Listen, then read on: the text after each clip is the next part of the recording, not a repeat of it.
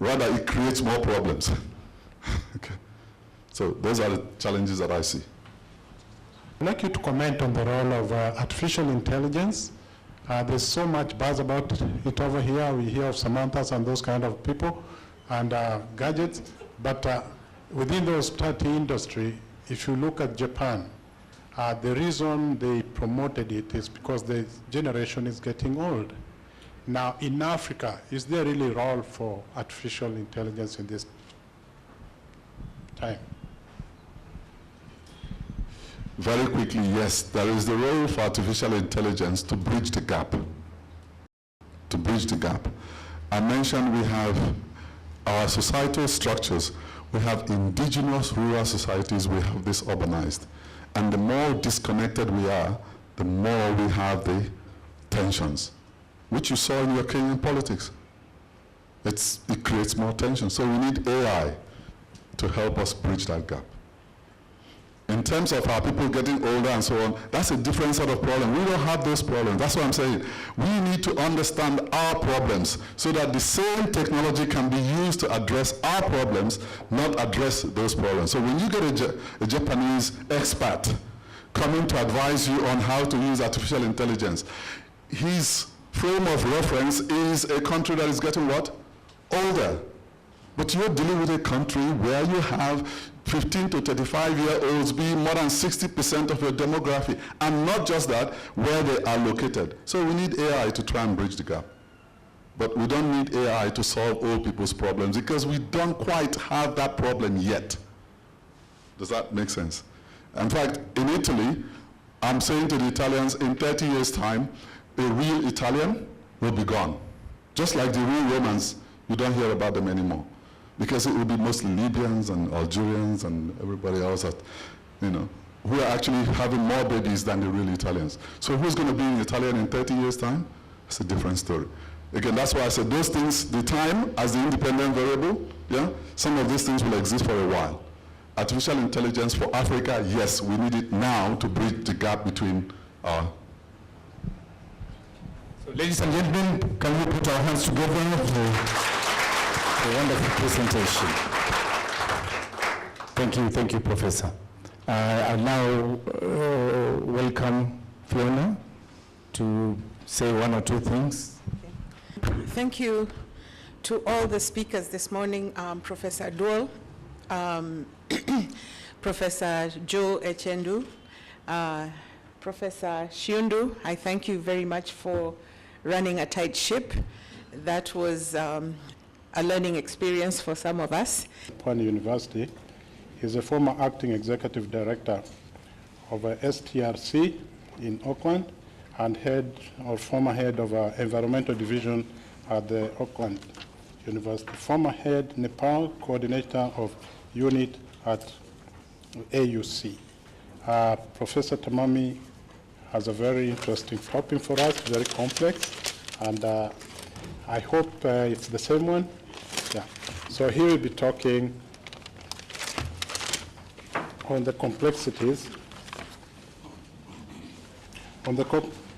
complexities of development management in Africa, a conceptual and techno-economic perspective in the context of constrained governance. Quite a mouthful.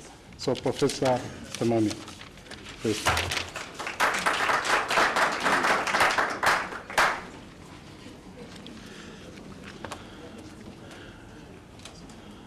Good morning.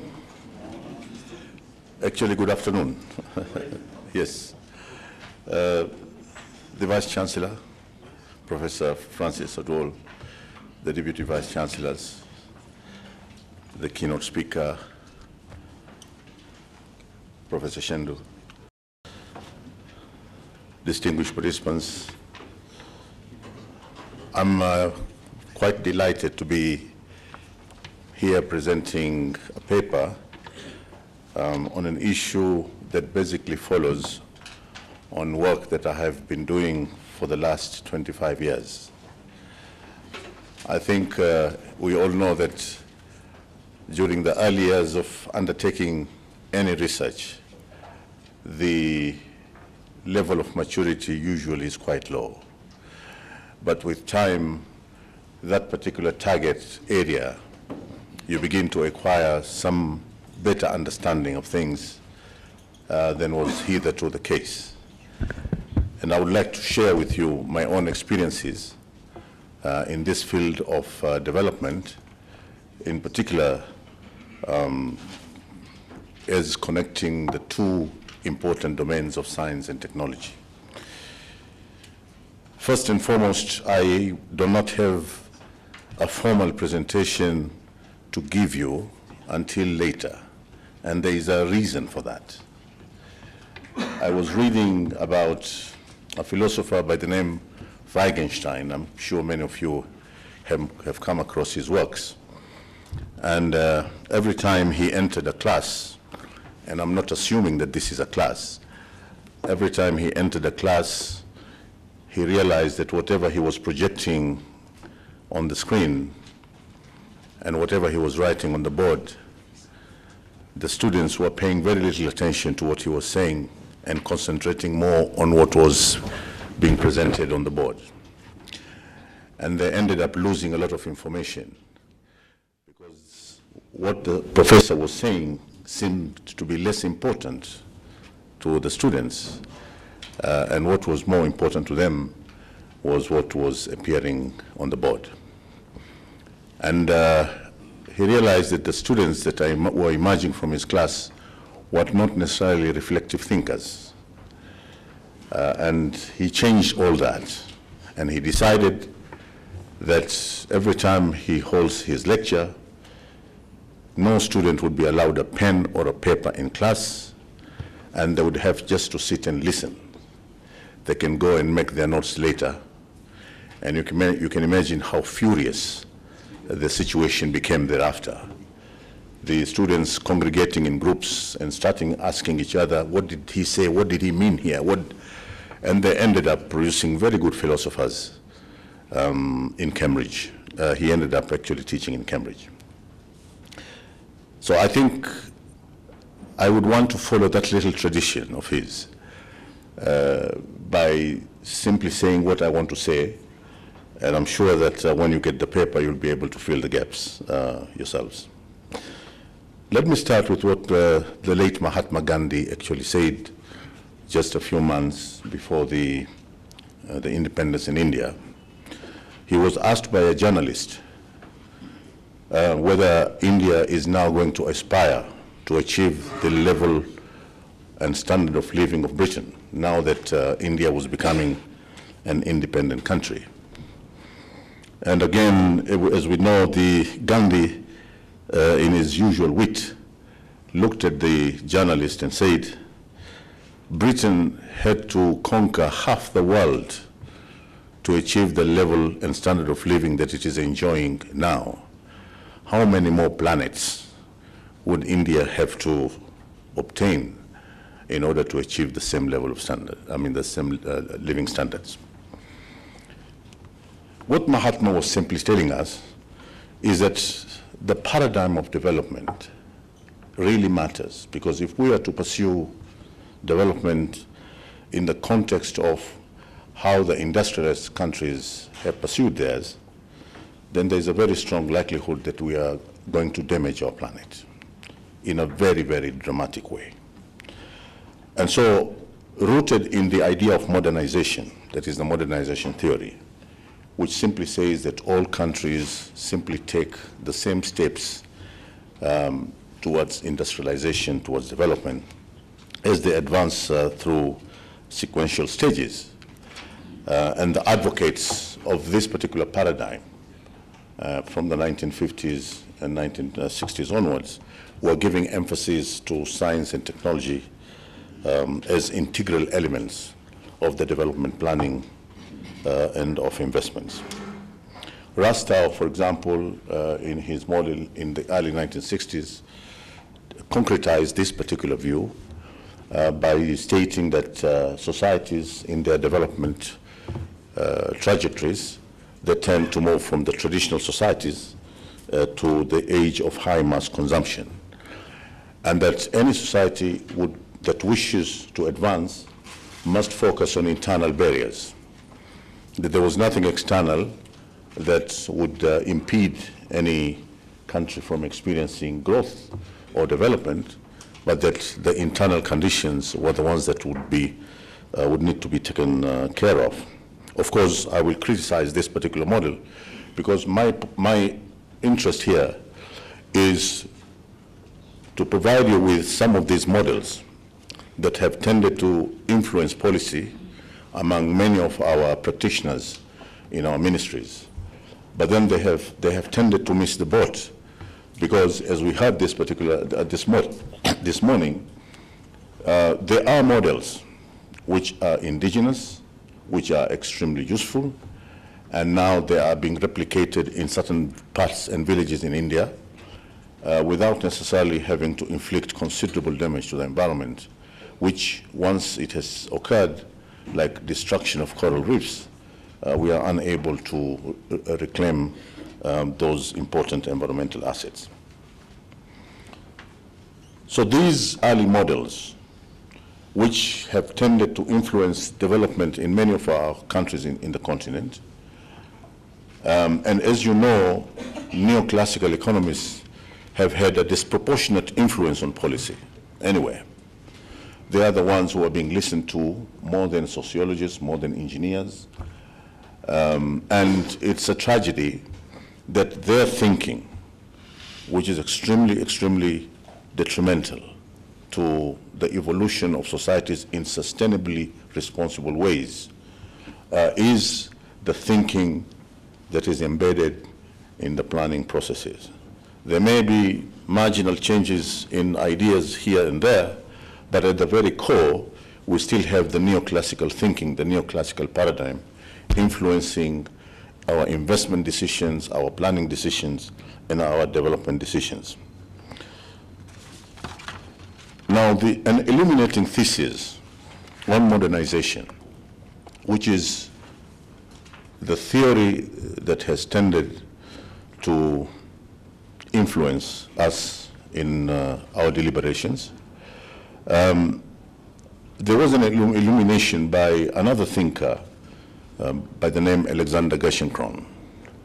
Now, Gerschenkron's thinking is slightly different from the modernization theory, because the modernization theory simply says that there are stages in which all societies will pass through, from traditional to a modern state, defined in a particular manner, a modern state defined in a particular manner.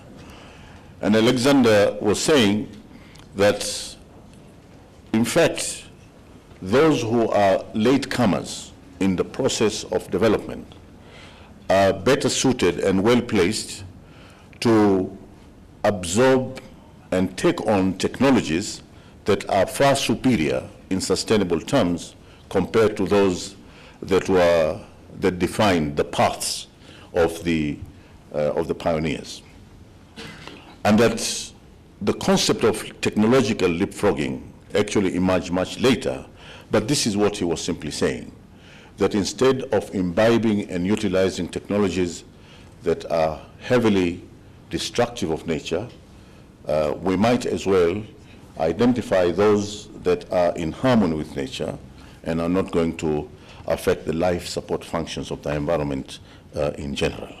So the opportunities for technological leapfrogging are afforded by the new technologies which have taken into consideration the kind of damage and the kind of impairment of important services of the environment.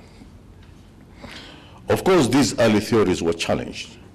They were challenged by Wallenstein's world systems view, the modernization theory, and what particular Alexander Gerschenkron was saying is that the obstacles to change were basically internal, and we had to focus on how to deal with those internal problems. But the world systems theory challenged this and said, no, primarily, what is likely to take place inside an economy in a developing area is primarily shaped by interrelationships and conditions that actually obtain elsewhere. And those who belong to the dependency theory seem to subscribe to this kind of thinking, only that the world system theory tended to provide a powerful conceptual illumination, even though the dependency theory tried to do the same. And so what were the technologies that were thought about? The technologies that were considered for change, for economic change, were largely mechanistic. Mechanistic in the sense that when they were developed, they were not developed with the environment in mind. So when we had the motor car, whatever parts that were put together, once they were discarded or during the process of utilizing that particular product, there was a lot of emissions, and whatever was being generated was causing harm not only to humans but also to the environment at large. And so the distinction between science policy and technology policy, I think, is relevant here, because I heard it being mentioned this morning. When we talk about science policy, and this is where Africa has made some advances, yet the problems that we have been trying to deal with, to address through scientific processes, have largely been set in agenda terms by the West. We have not used science to try and seek valid explanations about physical reality on the basis of the problems that we are facing and on the basis of challenges that we would want to address. We have looked, every time we write a paper, every time we sit and do our experiments in laboratories, we are influenced by a paper in a journal elsewhere. We're influenced by a thinker elsewhere, and so on. But we are hardly influenced by minds that have undertaken specific pieces of research that are relevant in areas of energy or waste management or infrastructure or health and so on. Now, science policy, very simply, is a broad directive that is designed to influence the rate and direction of inventiveness in society. That is the purpose of science policy. When you pump in more expenditures in schools for some science subjects to be taught, when you establish laboratories, when you create ministries of science and technology, when you put in money for R&D, these are scientific endeavors, because you are merely seeking to influence the environment so that it produces people who are more inventive and not necessarily more innovative, because science is really about creating that particular base in order to influence research, in order to influence inventiveness. Technology policy, which many of our countries have actually missed, even though we have tried to do things here and there, is, again, a very broad directive that is designed to build technological capabilities, things that are tangible that we can actually see. If there is going to be an investment in the field of energy, for example, to what extent would a good portion of the materials actually come from within? How many of the engineers would actually be sourced from within the economy? Okay, let me clear this part by giving you some examples. Technological capabilities, which is the subject of technology policy, unfortunately has not been given the real attention it deserves. And I will give you an example from Olkaria. When the Olkaria investment was taking place, the water tower, the cooling water tower, had wooden grids imported from Japan. And they were treated by a chemical that was prohibited in this country. Nobody cared to check. So these things were put together, fitted together, and within a very short period of time, given the corrosiveness of the geothermal waters, everything collapsed. And at the time, you had to go to the central bank to look for foreign currency in order to purchase these things from Japan. And in the meantime, they decided just to use ordinary wood. The geothermal waters, once they have done their work, would come through the top of this tower, they will be broken down into droplets, and by the time they get to the bottom of this cooling tower, they will be roughly about 35, 40, 50 degrees. In other words, the enthalpy would be very, very low, and there wouldn't be much of thermal pollution to be caused. So they fitted the cooling tower with wooden grids. They could not apply this dangerous chemical on it. And within a week, everything collapsed. A young engineer who had studied in technical, at the time when it was a polytechnic, had remembered that in their laboratory work, they were using fiberglass, which was resistant to some of these corrosive materials that were directed towards them. And he decided and told the management that why don't we prepare these grids made of fiberglass? And they decided to come to industrial area and they prepared the grids using fiberglass. When I was doing the research at the time, I was told that these were the very fiberglass grids that were installed. And that was 8 years later. 8 years later, this material was still withstanding.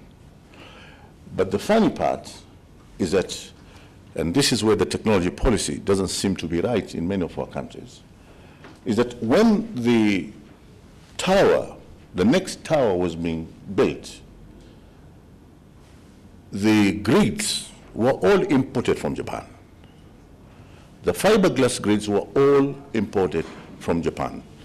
A local innovation having been appropriated by somebody else, and even in terms of reducing the foreign exchange for our country, this was part of the cost and it was part of the price of the materials that were being sent by Mitsubishi to our country. And there are very many examples of this kind. And now we have the independent power producers. Everything comes in boxes. Nobody truly understands what is inside some of these boxes. The real knowledge that one acquires by opening up these things and doing the repair and maintenance at the local level, this knowledge and experience is never there. And we can cite example after example after example. When Togo, during the time of Yadema, wanted to put up a steel plant, because somebody said you can put up a steel plant, they had no idea where they were going to get the raw material from. And they had to dismantle a pier by the sea, which was built by the Germans in 1918, to provide feedstock to a steel plant. A pier that was rusty and that was getting damaged because of the sea waves and so on. That was the source of the raw materials for the steel plant. How serious can you be if you really want to move, forward?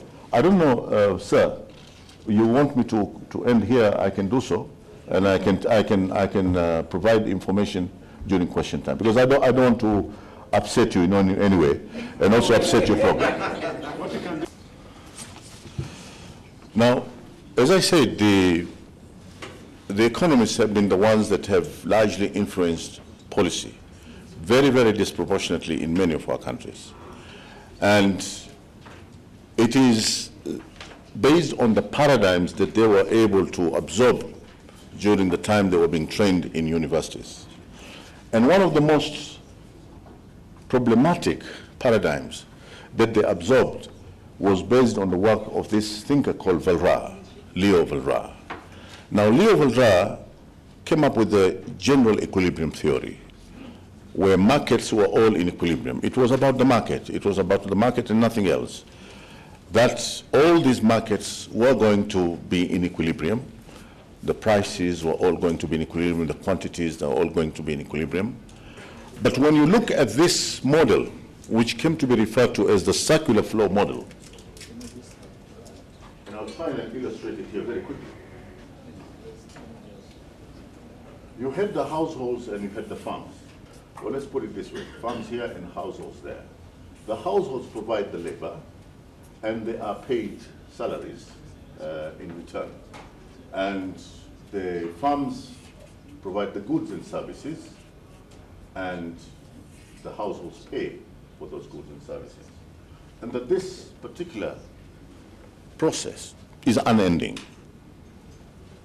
The farms get their labor, they pay for it, the farms produce goods and services, and they get remunerated for it. And it is an eternal process. This is the basic model that any economist would be taught when he enters a lecture class. This is the very basic material. You cannot graduate in economics without learning the circular flow of income model. There is no way in which you will be regarded as an economist. Now, if you look at this particular model, nowhere is the environment featuring. It is as if these things are happening somewhere, but the environment is not featuring. And yet we know that there are lots of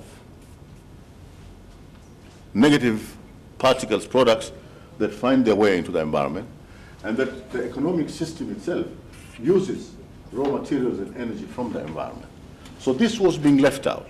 This is just one example of how the economists hardly pay attention to environmental issues. They tried to do that much later. That is why we have the field of environmental economics. But that was more incidental than integral. Let me just say something else about that. We have a famous economist by the name Panayotou. Panayotou this particular curve was actually presented by Kuznets. It's called the Kuznets environmental curve, but it was popularized by Panayotou. Here is pollution intensity. And what we have, horizontal axis, is time. And we also have growth. And what he simply said is that during the early years of economic growth, there would be an increase in pollution, but with time, the economies will have generated sufficient sums of money to do the cleanup. Now, this is a very key model in the field of economics. What happens usually is that during this, a lot of damage is inflicted on the environment to a point where you cannot reclaim some of the assets, environmental assets that are lost. And this is one of those models that tend to influence the thinking of economists, and they take it to their planning ministries and other places as far as decision making is concerned. Another critical model was by the guy called Solow. Solow talked about the fungibility of resources, that what we have in nature can actually be substituted. These are substitutable things. So that if you miss a mango, you can have a guava. If you miss a papaya, you can have a watermelon. It is as if the characteristics of guava are similar to the characteristics of a watermelon. It is as if that is the case, but that is definitely not the case. If one of those natural products disappears, it means that there is a whole host of things that also disappear with it. Now, why did he say this? He said this in relation, for example, to fisheries. You can go and do overfishing. You can fish and do the overfishing, as long as you have enough money in your bank to earn you interest for your living for the rest of your life. Now, the planet would have lost an important resource, but you as an individual would have enough reserves in the bank to take care of yourself. Now, suppose the economy collapses. Suppose the economy collapses and the banks disappear. What happens? You would have lost everything. Now, this is, again, another model. This is a Nobel laureate. Remember, Kuznets is a Nobel laureate. These are Nobel laureates. It is their thinking, basically, that influences policy. When we talk about Paul Ehrlich with his population bomb, the ideas and views of Paul Ehrlich are the ones that were influencing the thinking in many of the governments in the industrialized countries. This is another model. So many of the many of the technologies that were being developed in order to spur growth were basically mechanistic. They did not take into account the importance and significance of the environment. except by drawing resources from it, but anything that is thrown back onto the environment, they say pollution only becomes a problem when it is seen to be a problem. But we know that pollution is an insidious process. A lot of the times it happens underneath, you do not see it, the implications are grave, and by the time you realize, a lot of water would actually have passed under the bridge. There are two characteristics of mechanistic technologies which we should know. First is that they usually generate unforeseen secondary effects. Any mechanistic technology, no matter how perfect it is seen at the time that it is introduced, it will generate unforeseen secondary effects. And the second is the discovery that that particular technology would soon be discovered to be defective, and that a new one would need to be invented, to be put in place. This is the nature of mechanistic technology. So we are running after technologies, trying to improve on this and trying to improve on that, yet at the very end we are producing technologies that are only buying us time. Because the four major processes that we have witnessed over the last 15, 20 years seem to validate this position. One, we are producing smaller computers. So we have shifted to what we call miniaturization. But again, the components are still very deadly. We know they are very, very deadly. Then there is recycling. We have opted to employ this particular technology, but recycling can never be 100%. All right? The third one is dematerialization, trying to use less and less material than we used to use before. All right? And finally is energy efficiency. We talked, it was mentioned this morning, the importance of energy. Energy efficiency, we have made strides in reducing the amounts of energy that we are using. When we leave our houses, we switch off the lights.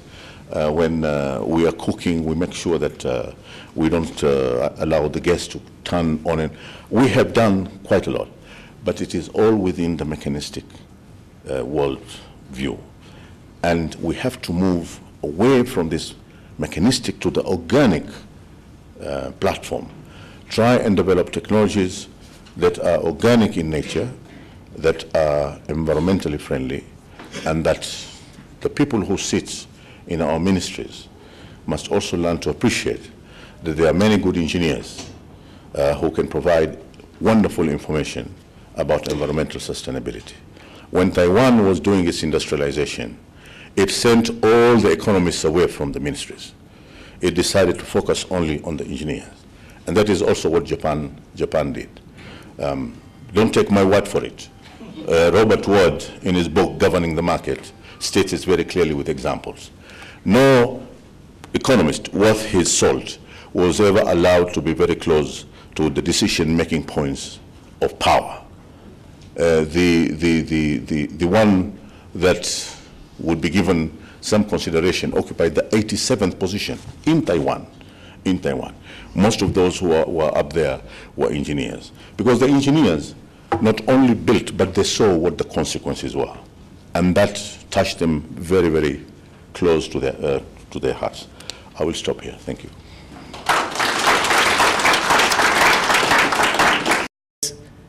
In the US, avocado soup, like in California, is a delicacy. And I can tell you, you will pay dearly for you to get that. But here, this same food is being wasted. I have not asked you to answer my why questions, but I know you already know that why we are not able to get our starch by ourselves is because we do not have the technology. It is the technology that is the challenge. We have a weak extension system. In Africa, we have about one extension agent. I mean, at the average, one extension agent manning about 2,400 farmers. But in Europe, is about 1 to 20. And you can imagine the level of intimacy and the knowledge that can be transferred. Poor infrastructure, conflicts, of course, you cannot produce when there is conflict, unbalanced technology supply and demand, climate change impacts, of course, that is very great and is causing us not to get our harvests. And lastly, the issue of policy. And I was happy hearing our own Timami talking about policies, science policy and technology policy, which is very interesting.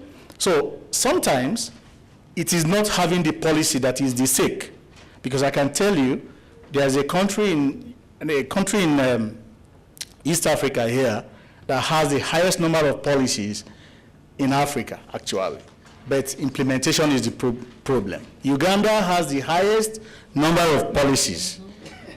Mention any policy you want, they will give you one, whether it is copy-pasted or not. So the issue, the challenge is, are we implementing the existing policies? That has been our own basic challenge in Africa and in Kenya. So moving forward, I have identified, because my topic is on the role of technology, which is my area, and I know that if we are to move forward, we need to have effective policies. Yes, and those policies need to be implemented. We need to have R&D investment. The keynote speaker talked about R&D investment and tried to downplay it, but I can tell you there is a direct correlation between investment and output. So when you have high R&D investment, for instance, Kenya is rated highly. Currently in Africa, Kenya has the highest 0.78%, and they are moving towards 2%, according to the Vision 2030 that they have, and that is helping greatly. Kenya has also enacted acts like the NRF, which I'm happy they are co-sponsors, the Kenya. These are institutions that support R&D in countries, and that is very, very, very important to have. Countries that do not have such institutions to support R&D do not move well. So if you have, and you can see the correlation also, thinking about innovation index. Kenya is rated third in Africa, in sub-Saharan Africa, with South Africa and Mauritius coming first and second. So if you are not investing high in research and development, you may not be achieving this much. Infrastructure development, and your big fours have identified some of these things. Capacity building, when I say capacity building, I mean endogenous capacity. We must know how to do it ourselves and not depend on exogenous capacity. Then, achieving food security under the current food situations that I had mentioned earlier, in Kenya we require breakthrough technologies. There's no way we can run away from technologies. And I have identified what I call now the role, some of the technologies that could help us to push food security agenda for this country. I do not want to talk about technology because it's been well defined by our keynote speaker. So I will go straight to what I think are the technologies that can help us to leapfrog development, to help us to answer the big four questions or achieve the big four agenda of the government. So we look at mechanization, or mechanical technology, biological technology or biochemical technology, biotechnology in terms of, sometimes when you say biotechnology, people think you are just talking about the third one I've written here, the GMOs. But biotech is not just GMO, it can also be breeding for high value, it can also be tissue culture and so on and so forth. Nanotechnology, new, but also most importantly, the indigenous knowledge systems, which our parents, our grandfathers have used to sustain for a very long time. Then the ICT, which is very important. And I will pick a few of them and talk about them. Under mechanization here ranges from use of simple farm tools to animal draft and engine-powered implements. But I must emphasize on the issue of post-harvest technology. If we can give a push to technologies that will help us or enable us to add value to our products and avoid food wastages and losses, we will be sure we are getting 40% extra to our food security efforts or endeavors. Biological technology, I'm sure that the issue of high-yielding varieties, Carlo is doing some great jobs in terms of identifying high-yielding varieties, but also fertilizers and pesticides. But the kind of fertilizers we are talking about is the fertilizer that is not politicized. Because I worked as an extension agent, and I worked where sometimes farmers get these fertilizers when they are harvesting their products. When they're supposed to apply the fertilizers, they are not available. They plant like that, get very poor yields, and the fertilizers are only available during harvest time. So how useful will that be? And you can help me to answer the political question there. Biotechnology, of course, has helped a lot.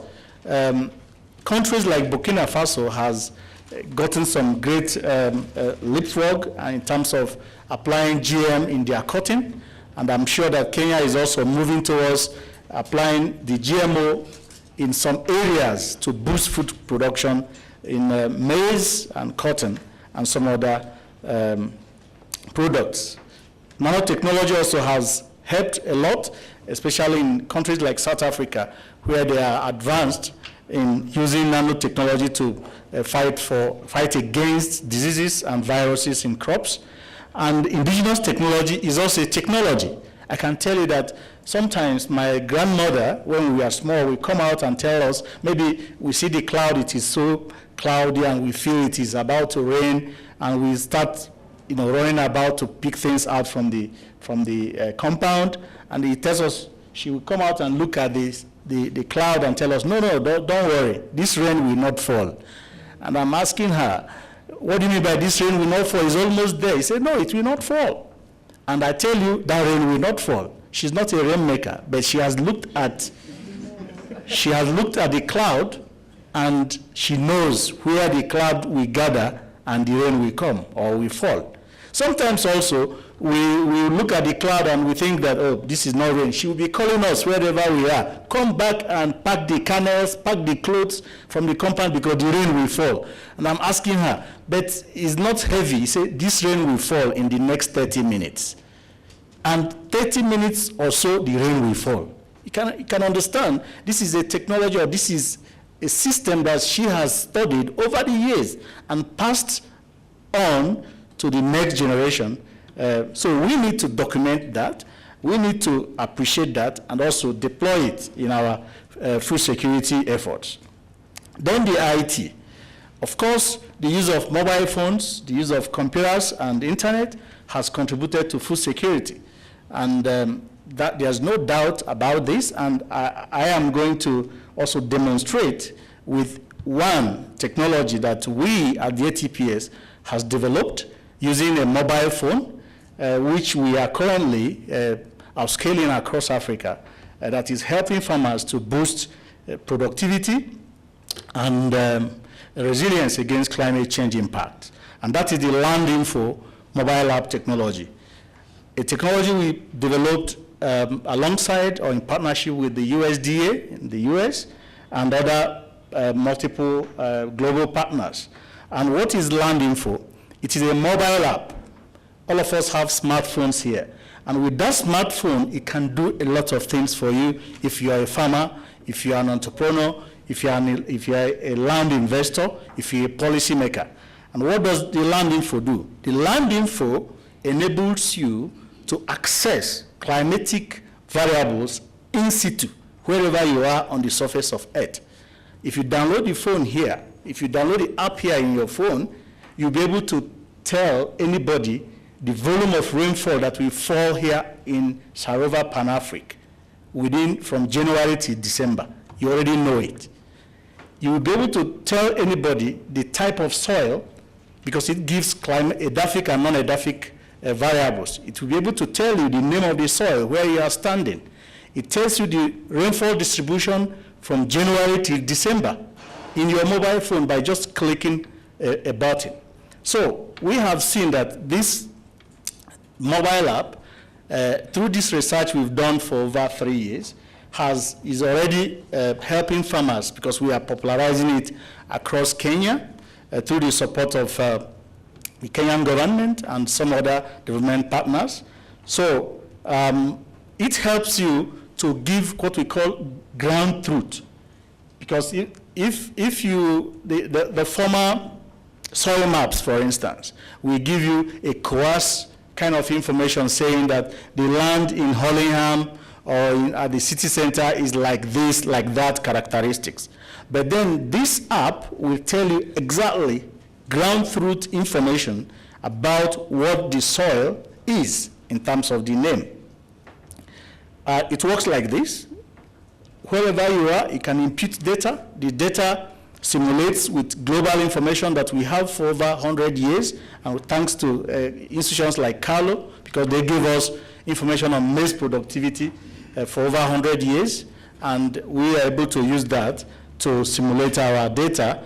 So with the global data and the local data you generate from where you are, the app will be able to give you the information I've told you about in terms of giving you rainfall distribution, temperature distribution, humidity, aridity index, the rate of dryness of the soil, and the amount of water that the soil can hold where you are. So this is the kind of result it gives. The first one on IITA is giving you the rainfall distribution from January to December. And you could see, as a farmer, you need two kind of information. The climatic information to know when the rain will come or how the temperature will behave, and then the soil information. With these two information, as a farmer, you can take farm decision and be able to know which crop will suit this particular soil. We have also developed what we call crop soil matrix that tells you for every piece of soil type, the crop that will match that particular soil to give you optimal productivity. That is Ethiopia, how the rainfall looks like. And the other one is here, Silver Springs, close here. And the other one is Cairo, Egypt. You could see exactly a farmer